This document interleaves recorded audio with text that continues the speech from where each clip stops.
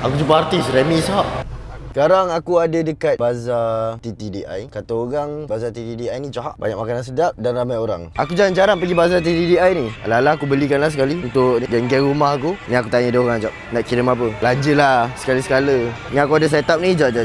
Bagi aku entry dulu. Korang yang dah dapat e-book mesti tahu ni ini setup apa. Ni kita abaikan. Entry settle. Sekarang ni aku tengah tunggu dia orang nak makan apa. Ni lah kau tengok benda-benda yang dia orang kirim Amoy Wolf kat TTDI. Adik-adik air balang, bedi kepala budak. Orang Kelantan 5 orang. Lepas tu ni kau tengok ada lagi je. Porsche, G-Wagon, SVJ, boh muka kau. Ayam kunyit, air jagung, boh muka kau. Dah semua orang nak boh muka aku. Dah kenapa ni? Aku nak belanja pun salah kena boh. Kalau tak pun last option nanti aku beli je apa-apa tu orang. Laki senang, makan je apa ada. Setup tadi dah running. Baru berapa minit sambil bergerak Aku entry sebelum masuk bazar. Sekarang dah running lebih kurang 130 pips. Daripada $4,000 jadi $6,000. Profit $2,000. RM2,000 settle.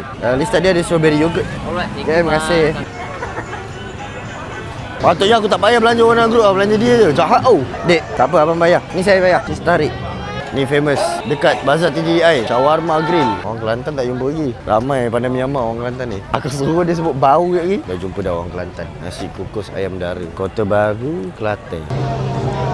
Aku jumpa artis Remy Ishak. Handsome kat Remy Ishak depan-depan Otak-otak. Ni untuk orang-orang kat rumah yang tak ada otak Sekarang last nak cari nasi kerabu je ni. Itu last. Lepas tu dah aku dah boleh gerak. Ada orang Kelantan kat dalam ni, kepala budak.